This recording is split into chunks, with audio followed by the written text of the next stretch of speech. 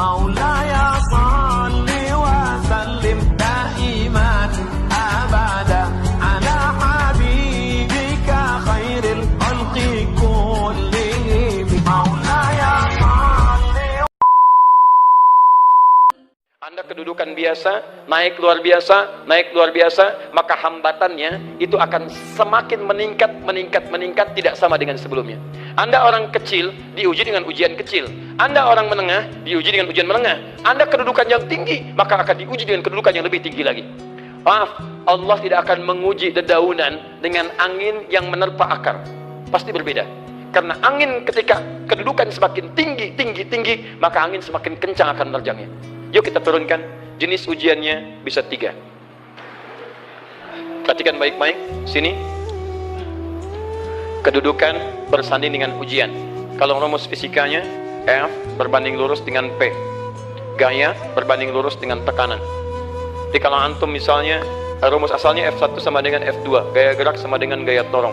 Kalau dikembangkan ke sini, tenaga kecil begini, maka yang bunyi kecil. Kalau besar, semakin besar lagi. Nah, memahami rumus ini, F sama dengan P. F berbanding lurus dengan tekanan. Ada gaya tekanan juga yang cukup kuat. Ketika antum pukul kencang, suara kencang. Tapi ini lebih sakit kan? Tekanannya lebih kuat. Itu agak berbeda. Itu dalam persepsi positif. Dalam persepsi negatif juga bisa. Gaya berbanding lurus dengan tekanan. Semakin orang banyak gaya, semakin tertekan hidupnya. Tanya. Sekarang lihat sini. Rumus ini kalau kita turunkan lewat ayat, am hasibtum an tadkhulul jannata. Apakah Anda akan duga begitu mudah masuk surga? Walamma yatikum matalul ladzina khalau min qablikum. Sementara Allah belum menguji Anda seperti orang dulu yang dijamin surga mendapati ujian. Apa jenis ujiannya? Ini manhaj hidup kita dan kita berhenti di sini. Maaf, saya mungkin hanya 5 ayat dulu untuk hari ini ya. Massathumul ba'sa. Ujian pertama disebut dengan ba'sun. Jamahnya ba'sa. Ba'sa. Ini masih ringan.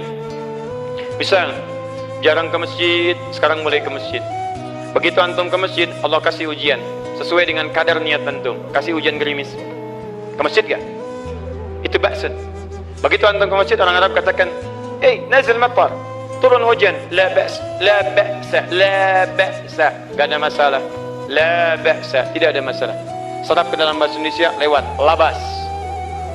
Labas lewat. Ringan. Berarti kalau antum diuji dengan yang ringan, maka antum kadarnya masih ringan, akan dinaikkan kepada yang menengah. Akan yang menengah. Hati-hati betul. Kalau antum belum lulus yang di sini, maka antum akan terus sampai di sini, sampai lulus di sini. Sampai lulus. Antum mau berangkat ke masjid gerimis bisa. Tiba-tiba nggak jadi di rumah. Istri antum mengatakan, "Pak, kok nggak ke masjid? Hujan mah, kan cuman gerimis, takut ria, masya Allah." Padahal antum misalnya belum kuat untuk berangkat, maka antum akan terus diuji di sini. Lihat rumusnya, Quran surah kedua ayat 286. La yukallifullahu nafsan illa. Allah tidak akan pernah menguji seorang hamba di luar kadar kemampuannya. Jadi kalau antum masih ujian yang ringan, antum diberikan yang ringan. Antum naik menengah, diberikan yang menengah. Antum naik lagi level tinggi, diberikan ujian yang berat. Menengahnya disebut dengan darrun. Waddarra, dari ba'sun jadi darrun. Jama'nya darra. Sudah menyakiti fisik. Kena fisik, sudah melukai, hujannya makin deras. Ya, kalau dalam kehidupan yang ini mungkin celaan biasa. Duh, sudah berubah ya, masya Allah. Sekarang jilbabnya sudah panjang, masya Allah. Duh, semakin panjang ya, yang ingin Batman ya, masya Allah, udah banyak. Begitu sudah mulai pakai cadar, ninja, oh masya Allah. Dorna, sudah nggak enak ke fisik. Dorun. Lihat rumusnya ya, lihat rumusnya baik-baik. Ini lebih menenangkan pada jiwa. Ketika Anda dalam level-level seperti ini artinya Allah sedang menaikkan iman Anda dalam level yang lebih tinggi lagi. Jadi ketika ada celaan menghunjam dalam lisan seseorang, sudah mulai menyakiti, itu sebetulnya pengakuan dari Allah lewat lisan orang itu, bahwa Anda sedang diangkat keimanan pada tingkat yang lebih tinggi.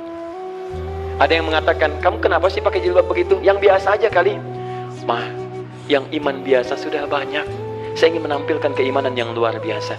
Supaya dengan iman itu saya lebih mendoakan mama. Saya menampakkan amalan-amalan, mudah-mudahan pahalanya bisa buat mama. Masuk dengan bahasa yang baik. Masya Allah. Jadi kalau antum bisa melawan hal-hal demikian dengan bahasa yang indah, itu nyaman kepada jiwa. Kadang-kadang ada kalimat-kalimat yang tidak perlu pakai dalil, teman-teman sekalian. Kembalikan ke sini. Terakhir, wazulzilu zilzal. Zulzilu zilzal. Gempa, goyang. Dia ada ujian yang bisa menggoyangkan diri kita, membuat gempa hati kita. Antum sudah nggak kuat, kadang-kadang jalan sempoyongan, padahal nggak ada gempa di luar, cuman hati kita kayak kena goncangan. Diserang sana, serang sini, nggak bisa tidur, nggak bisa makan, tawarin ini susah, itu susah. Wazulzilu. Bahkan hatta yaqula Rasulullah walladzina amanu ma'ahu mata nasrullah. Sampai-sampai Rasul SAW, bahkan orang-orang beriman, bahkan yang setelahnya bisa mengatakan, kapan ini berakhir? Akan tiba masa Anda mengalami satu situasi sampai Anda mengatakan, kapan berakhirnya yang seperti ini? Serang, serang, serang. Perhatikan, jika Anda berada pada level ini, saya ucapkan selamat kepada Anda, karena Anda akan diangkat pada kedudukan yang tertinggi di antara sekian ujian yang ada. Zuzan. Artinya Allah akan naikkan Anda pada derajat yang tinggi. Karena hukum ujian tadi, la yukallifullahu nafsan illa wus'aha. Allah nggak akan menguji seorang hamba di luar batas kemampuannya. Jadi kalau Anda sudah dipandang oleh Allah siap menerima yang ini, maka Anda akan diberikan surga. Kalau Anda nggak mampu, Anda hanya akan diberikan darra atau ba'sun. Dimohon maaf kalau di antara jamaah yang hadir saat ini Anda merasa sedang punya masalah yang berat, membuat hati Anda goyah. Saya ucapkan pada Anda, dari sekian hamba Allah yang ada di muka bumi, cuman Anda yang diberikan itu. Artinya Allah akan mengangkat derajat Anda. Ayo bahagia. Dan yakinlah, bukan orang lain yang dititipkan, Anda yang diberikan. Allah percaya pada Anda, kenapa Anda tidak yakin? Bukan orang lain.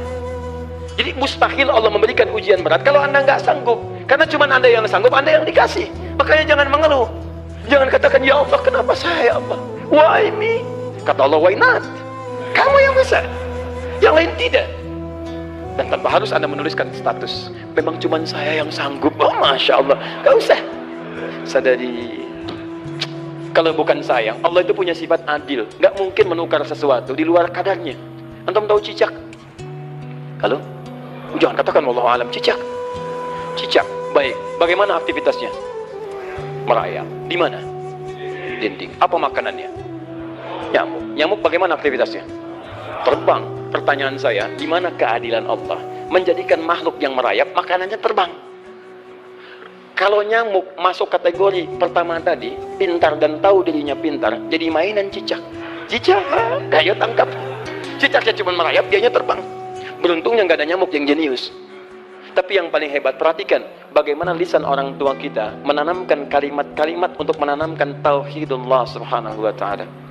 Cicak, cicak, diam, merayap. Perhatikan, yang Allah tuntut pada cicak, merayap kamu. Walaupun cuma diam-diam. Lihat baik-baik, diam-diam, merayap. Datang seekor, Masya Allah, ketika dia merayap, nyamuk datang. Lihat, bukan cicak mendatangi nyamuk, tapi nyamuk mendatangi cicak. Kalau cicak tidak merayap, mustahil nyamuknya datang. Allah hanya tunjukkan kamu merayap ya, nyamuk datang. Sekalipun dia merayap cuma diam-diam, nyamuknya datang. Jadi hukum Allah itu kalau dipatuhi, nikmat kehidupan. Cicak gak merayap, nyamuk gak datang. Cicak merayap, nyamuk datang. Datang seekor nyamuk. Setelah itu, silahkan. Jadi kalau kita teman-teman ikuti hukum Allah, mau berat, alhamdulillah. Mau ringan, alhamdulillah. Ya mau sedang, alhamdulillah. Begitu diangkat, artinya ada pengakuan dari Allah, iman kita akan diangkat. Cuman bahasa Nabi Ya'qub alaihissalam kepada Yusuf alaihissalam, mesti ada persiapan dalam mengatasi itu semua. Tidak cukup hanya mendiamkan saja. Maka kata Nabi Ya'qub, jangan kisahkan dulu, bikin dulu pemetaan-pemetaan untuk mudah mengatasi itu semua. Ini poinnya. Anda harus punya rencana.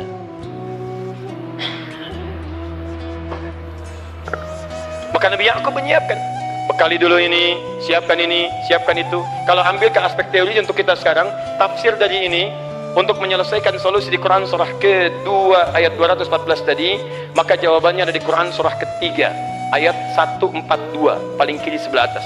Ini kanan sebelah bawah, ini kiri sebelah atas. Dan awal ayatnya dibuka dengan kalimat yang sama. Perhatikan, Al-Baqarah ayat 214 kalimatnya menggunakan am hasibtum an tadkhulul jannah. Ali Imran 142 am hasibtum an tadkhulul jannah. Yang Al-Baqarah itu ujiannya, walamma ya'tikum matalul ladzina khalau min qablikum masathumul ba'sa wad-dharra wazulzilu.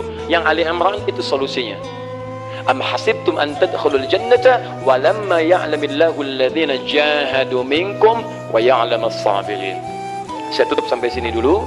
Teman-teman perhatikan, walamma, sedangkan Allah ya'lamillahu alladhina jahadu minkum, belum melihat kesungguhan anda untuk mengatasi berbagai persoalan kehidupan itu.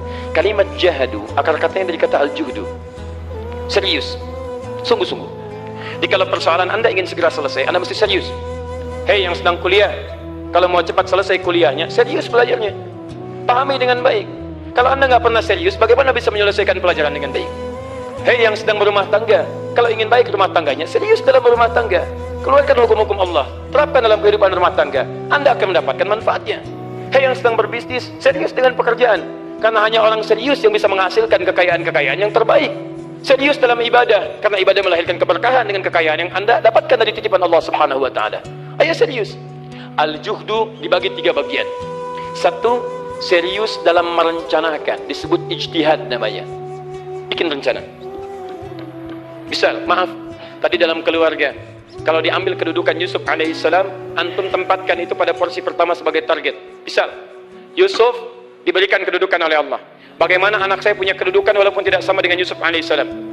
Cari, rencanakan, buat pemetaan. Di masa depan anak saya mesti punya kedudukan. Apa? Kalau dalam kedokteran, kedudukan dokter yang terbaik. Kalau dalam bisnis, pengusaha yang terbaik. Misal, kalau dalam pemerintahan, jangan tanggung-tanggung, jadi presiden, jadi itu. Anda turunkan kemudian pendidikannya dari situ. Ijtihad direncanakan. Masuknya lewat sini, lewat sini, lewat sini, lewat sini. Seperti kemudian, maaf, Hannah dengan Imran rahimahumullah merencanakan hasil yang terbaik untuk Maryam, bahkan sejak dalam kandungan. Quran surah ketiga Ali Imran dari ayat 35 sampai 37, paling kiri pertengahan sampai bawah. Itu qalat imra'atu Imran rabbi inni nazartu, bahkan nazartu ma fi batni muharrara, saya bernazar anak saya yang lahir ini akan punya kedudukan dekat dengan Allah Subhanahu wa Ta'ala. Di sejak bayi direncanakan mau jadi apa.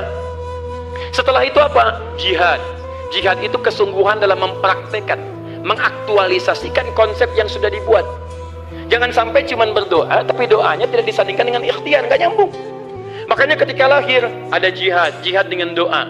Falamma wada'at faqalat rabbi inni wada'tuha untha, ayat 36-nya. Wallahu a'lamu bima wada'at wa laysa dzakaru kal untha. Lihat, wa inni sammaituha Maryam wa inni u'idzuha bika wa dzurriyyataha minasyaitonir rajim. Doa. Setelah berdoa apa? Teruskan bagian akhirnya ayat 37-nya. Maaf teman-teman, tidak cukup dengan doa. Karena Maryam masih dekat dengan Allah, punya kedudukan, dia mesti dirawat oleh orang yang paling saleh. Cari Nabi Zakaria, orang saleh, mesti merawat. Tempatnya mesti netral dari keburukan, bikin mihrab. Jadi tempat dibuatkan, orang saleh merawat, doa dipanjatkan, doa berbanding lurus dengan ikhtiar. Apa yang terjadi? Ayat 37-nya. Fataqabbalaha rabbuha biqabulin hasanin wa ambataha nabatan hasana. Maka Allah Subhanahu wa Ta'ala menerima usaha orang tua ini. Doanya diterima, ikhtiarnya diterima. Jadi kalau antum mengambil ayat tadi, diterapkan dalam kehidupan, rencanakan teman-teman sekalian. Anak mau sekolah di mana? Mau jadi apa? Turunkan ke bawahnya. Oh, dia mau jadi dokter, dokter yang hafal Quran, turunkan. Pendidikannya di sini sampai paling kecilnya. Siapa gurunya yang dekat dengan Allah? Sekolahnya yang menjauhkan dari hal-hal keburukan. Sampai satpamnya soleh, securitynya soleh, kooperasinya orang-orang soleh, gurunya orang-orang soleh. Hadirkan. Kalau ikhtiarnya sudah nyambung dengan doa, maka fataqabbalallah, qabbalallah. Taqabbalaha rabbuha. Diterima Maryam, antum diterima. Jadi kadang-kadang yang nggak nyambung nih begini, doanya nggak nyambung dengan ikhtiar, itu masalahnya.